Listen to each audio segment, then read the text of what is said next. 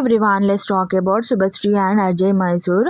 So Shubhashree తను ఒక Telugu Bigg Boss season contestant and Ajay Mysore వచ్చేసి యాక్టర్ అండ్ ప్రొడ్యూసర్. సో శుభశ్రీకి బిగ్ బాస్ వల్ల చాలా ఫేమ్ అయితే వచ్చింది. దాని తర్వాత తను చాలా మ్యూజిక్ ఆల్బమ్ అయితే చేసింది. బట్ చాలా ఫేమస్ అయిన మ్యూజిక్ ఆల్బమ్ వచ్చేసి కాకినాడ కాజాలే తినిపించేశారంట విత్ రోల్ రైడా.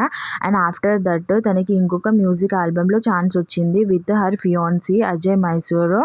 సో ఆ మ్యూజిక్ ఆల్బమ్ మేకింగ్లో వాళ్ళిద్దరికైతే లవ్ పుట్టింది. లవ్ పుట్టిన తర్వాత వాళ్ళు ఎంగేజ్మెంట్ చేసుకుందామని 9 months తర్వాత డిసైడ్ చేసుకున్నారు.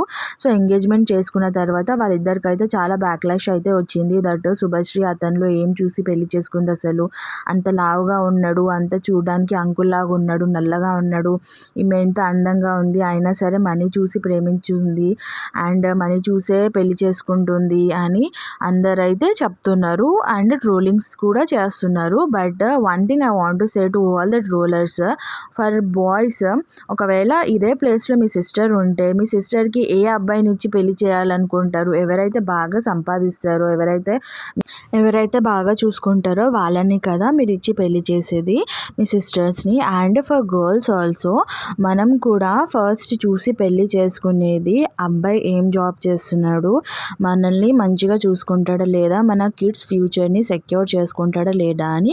సో ఒకవేళ శుభశ్రీ మనీ చూసి లవ్ చేసినా సరే అసలు ఆ ప్రాబ్లం ఏంటి?